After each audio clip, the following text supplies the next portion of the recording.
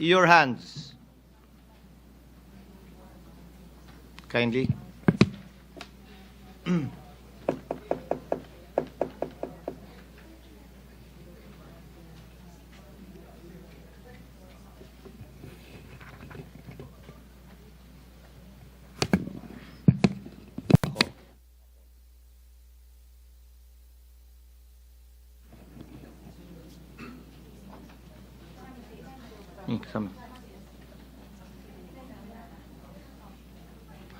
All those against the motion of Senator Judge Cayetano, please raise your hand.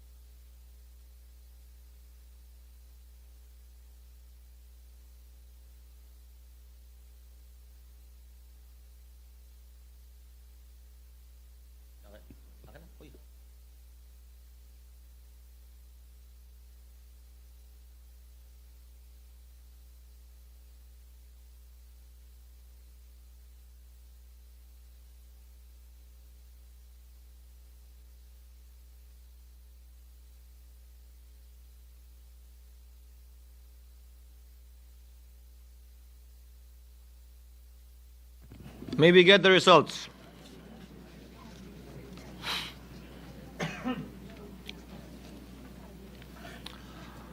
With 18 affirmative votes, 5 negative votes, 0 abstention, the motion of Senator Cayetano is carried. What is the pleasure of Senator Judge Tolentino? Mr. President, my affirmative vote is subject to my qualifying continuing firm stand that the acts of the 19th Congress's impeachment trial court cannot be carried over to the 20th Congress. It has reference to the number 2 paragraph of the amended Senator Judge Cayetano's motion, amending Senator De La Rosa's motion. Please have the said be part of the records of this trial court. Naniniwala po ako na hindi po talaga pwede at dapat tumawid. Salamat po, Mr. Presiding Officer. Duly noted and entered into the records, Senator Estrada. Senator Judge Estrada, you may proceed, sir. Thank you, Mr. President. Mr. President, having previously served 2 terms in the Senate and participated in an impeachment proceeding in the past, I can confidently say that I am no longer inexperienced when it comes to handling matters related to the impeachment process. Mr. President, Mr. Presiding Officer, personally, malalim po ang hugot ko sa issue ng impeachment dahil minsan ang pinagdaanan namin ito ng aming pamilya. Nang ma-impeach ang aking ama, si dating Pangulong Joseph Estrada, noong panahon ng panunungkulan niya, hindi siya nabigyan ng patas na paglilitis dahil naudlot ito bunsod ng pag-walk out ng mga miyembro ng prosecution panel sa kalagitnaan ng isinasagawang pagdinig noon ng Senado. And the rest, as they say, is history. That's why I feel strongly about following each step in the Constitution. It is a sensitive matter that I take to heart. Mr. President, Mr. Presiding Officer, I vote in favor of remanding the impeachment complaint to the House of Representatives in full adherence to the provisions laid down in our Constitution. The process clearly begins in the House, and it is only proper that we respect this mandate to ensure fairness, due process, and institutional integrity. However, the process should be strictly done in accordance with the Constitution and applicable laws or procedure. Ginoong Tagapangulo, makailang beses ko nang nasabi ito, na ang impeachment trial ay nagdudulot lamang ng pagkawatak-watak sa ating bansa. Gayunpaman, bilang halal na lingkod bayan, batid ko ang mabigat na responsibilidad na kaakibat ng pagiging isang senador. Ang umupo bilang isang hurado sa impeachment trial at nakahanda akong tuparin ito. Sa mandatong sinumpaan ko, tungkulin ko na siguruhin na marerespeto ang tamang proseso, mapanatili ang integridad ng ating institusyon, at higit sa lahat, tiyakin na impeachment proceedings ay magiging patas. However, I am well aware that impeachment is a political process, not a judicial one. However, in a political process like impeachment, we must adhere to established procedures to ensure that actions are neither arbitrary or driven solely by political agendas. Mr. Presiding Officer, after hearing the positions articulated by some of our colleagues, I too am convinced that the matter of the impeachment complaint should be remanded to the House of Representatives. Thank you, Mr. Presiding Officer. Noted and entered into the record, Senator Judge De La Rosa. Thereafter, Senator Judge Padilla, and thereafter, ladies first, Senator Judge Marcos, and then Senator Judge Gatchalian, in that order. You may proceed, sir. Mr. President, Mr. Presiding Officer, just a short manifestation. With all due respect to the Presiding Officer, may this humble representation request the Presiding Officer to refer this motion as motion of Senator Bato de la Rosa as amended by Senator Cayetano, because the way you said it, Mr. President, this is the proposal of Senator Cayetano only. I am already forgotten, so I just would like to manifest that, please don't forget me, Mr. President. Noted Thank you, and entered into Mr. the record. Presiding Officer. Senator Padilla. You may proceed, sir. Maraming salamat po, aming tagapangulong pinunong hukom. Gusto ko lamang pong lagay sa talaan ng ating bulwagan na ako po ay katulad ni Senator Tolentino ay naniniwala po na hindi na po dapat tumawid pa sa susunod na Kongreso ang impeachment. Yun lamang po. Maraming salamat po. Thank you, Senator Judge Padilla. With the indulgence of Senator Judge Marcos and Gatchalian, the chair would like to insert in between the manifestations or explanations of vote from the members of the minority. So, Senator Ontiveros, would you like to make your manifestation? Thereafter, Senator Judge Marcos. You may proceed, ma'am. Salamat po, Mr. Presiding Officer. I strenuously vote no to the motion. The wording of the approved motion introduces unnecessary ambiguity to the already politically charged proceedings. Ang return po ay pagsauli o pagbalik. Sa usapin ng judiciary, nire-remand ang kaso pabalik sa lower court for further proceedings. Kaya po, I cannot accept this kind of wording. It is dangerous and disingenuous, particularly when the rules of court have suppletory application. The same purpose could have been achieved by merely asking the House prosecutors to file a compliance and clarify certain issues. Wala pong remand o return sa konstitusyon. Ang obligasyon natin, try and decide. Isa po itong kabalintunaan, Mr. Presiding Officer. Noted and entered into the record. Senator Judge Marcos, you may proceed, ma'am.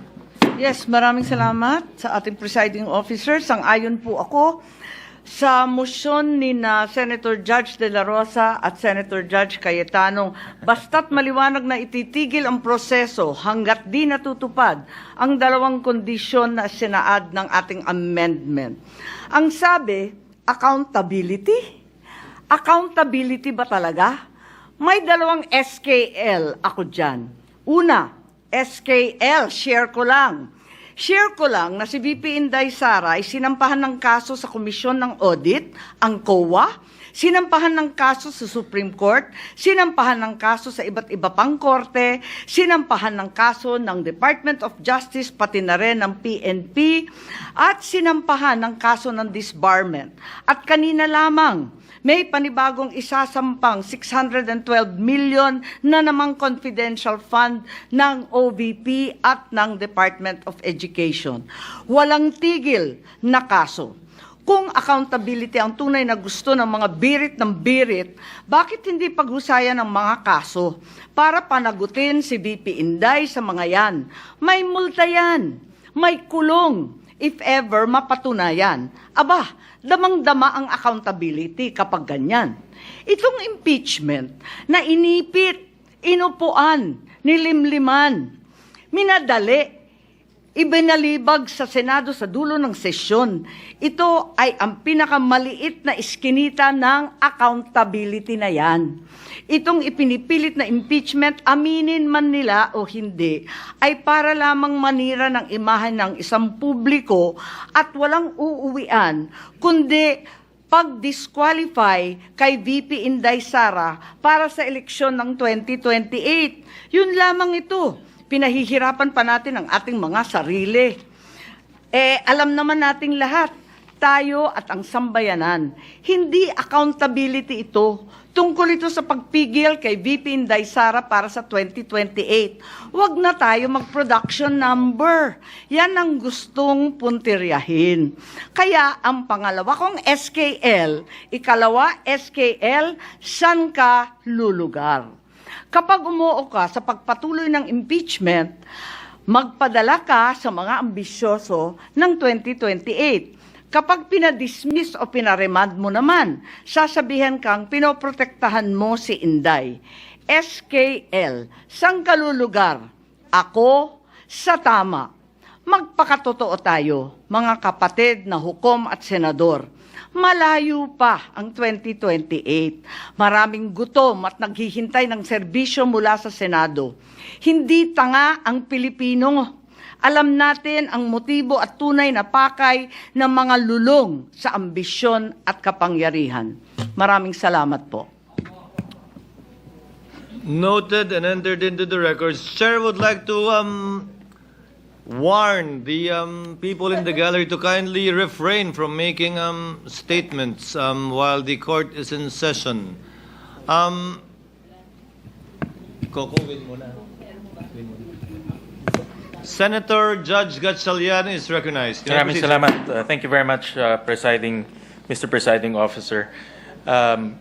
Yung boto ko po, wala pong kinalaman kung ang articles of impeachment ay constitutionally infirm or constitutionally superior or constitutionally sound. Ang akin lang pong boto ay may kaugnayan sa transparency. Kung saan sana sa open trial, dito natin pinag-usapan itong issue na ito para mabigyan natin ng oportunidad ang prosecution as well as the defense. Kasi ako naniniwala na gagamitin rin ito ng defense sa kanilang proceedings. At dito po sa open trial or sa trial proper, magkakaroon na ho tayo ng oportunidad rin, tayo mismo, mga senator judges, na tanungin, busisiin in dokumento at kung mahina ang depensa ng prosecution o mahina ang argumento ng prosecution team, pwede pa nating outright i-dismiss doon po sa open trial or sa trial proper. Sa ganitong paraan, magiging transparent at magkakaroon ng fairness at due process. So mga kasama sa ating Mr. Presiding Officer, ang aking pananaw dito ay premature ang nangyari. Pero rinirespeto ho natin ang desisyon at pagboto ng mayorya dahil ito po ang kanilang nakikitang daan. Maraming salamat po. Thank you, Senator Judge Gatchalian. Senator Judge Pimentel. You may proceed, sir.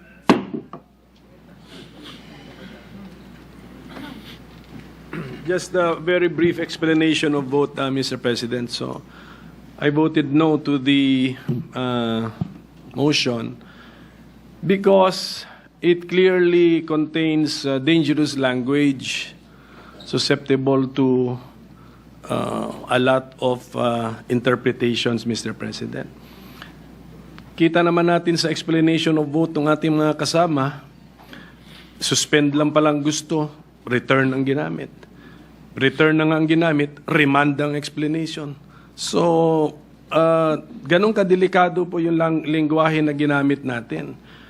Tapos yung gusto natin ma-achieve, dali lang yun. That's achievable by an advisory as I suggested earlier, Mr. President. Well, at any rate, Mr. President, we are communicating, if you will, the motion communicates with a body which is not yet in existence actually. Nasa 19th Congress pa tayo, but we want to already talk to or communicate with the 20th Congress. But as someone who did not vote for the motion, ang konsuelo ko lang siguro dun, yung number 2 actually recognizes cross-Congress transfer of the impeachment case from the 19th to the 20th Congress. That is now the clear and unmistakable interpretation of number 2. So thank you, Mr. President. Thank you. Duly noted and entered into the records. Senator Judge Poe, you may proceed, ma'am. While I voted no to the proposal of Senator Bato de la Rosa as amended by Senator Cayetano, for it to be remanded as opposed to dismiss the, tama ba yun? For it to be returned as opposed to being dismissed, the impeachment case. I would like to make it clear that I respect the decision of the majority and also that ang paglilitis ay hindi hatol ng pagkakasala. At gaya nga ng sinabi ni Senator Win Gatchalian, para sa akin, maganda kasi pagka naririnig mo talaga kung ano ang mga argumento ng prosecution. Imbis na iba kasi pag dokumento lang ang isusumite at babasahin. Ngayon, noon ko pa sinasabi na naniniwala ako na dapat tuloy-tuloy talaga ang paghatol nito at hindi lamang matatapos dito sa Kongreso na to. Pero nakakalito rin yung mga ibang posisyon na nagsasabi we cannot compel the next Congress to act on our motion or unleft, what do you call this, or unfinished business or work.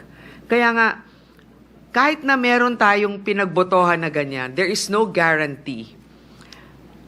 I don't think it's binding to say that the 20th Congress will take this up. Yun lang yung para sa akin din. At saka, ang sinasabi nga, di ba, the Constitution says that once a complaint is filed, kinakailangan forthwith nga or magkakaroon ng trial para dito. So ang iniisip ko lang, 19th Congress and what our mandate is to actually hold a trial. Ngayon, sinasabi ng ating officer or ano nga ta? Presiding officer. Sinasabi ng ating presiding officer na tuloy-tuloy pa naman ang summons nito. Magpapadala ng summons. So siguro ang tanong ko, para malinawan, magpapadala tayo, unang-una, return to the House. Kung sumagot sila bukas, na may sagot na sila, tapos pinadala natin yung summons, after 10 days, may dapat sila sumagot, so napadala dito sa atin, tapos sabihin ng prosecution, ng House, we don't need 5 days to prepare. we're already ready. Kunyari, after 10 days. So after 10 days from whenever. So that's still before still before June 30. Will we proceed with this trial, Mr. Presiding Officer? The chair reserves the right later on to also explain his vote. The lady's in the process of explaining her vote, and she may proceed. Okay. So I guess this is explanation of vote cannot be a hybrid of a question as well. But again, I will put forth that question because that's also one of the reasons why I couldn't really agree with the decision to return it to the House, because these are all the other questions that I feel were not addressed by the resolution that was just passed. So that's all, Mr. Presiding Officer. Thank you for The the Senator opportunity. Judge can make that inquiry and maybe responded to by the presiding officer or any member after we finish the explanations of vote by the Senator Judges. What is the pleasure of Senator Judge Tolentino? Mr. Presiding Officer, a few days ago, this representation filed a Senate Resolution 1637, which has yet to be referred either to the Committee on Rules or to this plenary or to this impeachment court, calling for an expedited trial, calendar trial, Mr. President. Would the actions taken by the impeachment court today to clarify and set the record straight, Mr. President, mean that the same has been denied, Mr. President? Very much like the question of Senator Judge Poe. The court can address that after all of the Senator Judges shall have explained their votes, so that we can set this aside already. Yes. Any you, Mr. other member who wishes to explain their vote? Thank you, Mr. Presiding Officer. This representation just expects a ruling from the presiding officer. Thank you. At the proper time, the Senator Judge can make a motion with respect to the published proposed calendar before the impeachment court, but no such motion is pending yet for the chair, the presiding officer, to make a ruling on. But at the proper time, we will entertain any such motions. Senator Judge Cayetano may proceed for his explanation. Mr. President, Mr. Presiding Officer, I was just reminded that my motion to amend the motion of Senator Bato was because Senator Bongo mentioned that is an option. So I just want to give credit where credit is due. And, you know, it happened very fast today, but between dismissal or actually dividing the House today or tomorrow, whether it should be dismissed, that's the problem with the compromise, Mr. President. No one's totally happy. But I think we have upheld our oath to be politically neutral. And as I said in the written motion, Mr. President, this does not dismiss nor in any manner terminate this impeachment proceeding.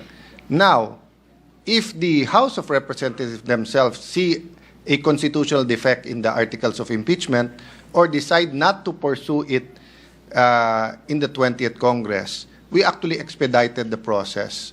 So let me stop there and thank you, Mr. Presiding Officer, and thank you, our colleagues, for, you know, nairaos natin ang desisyon na to na napakahirap.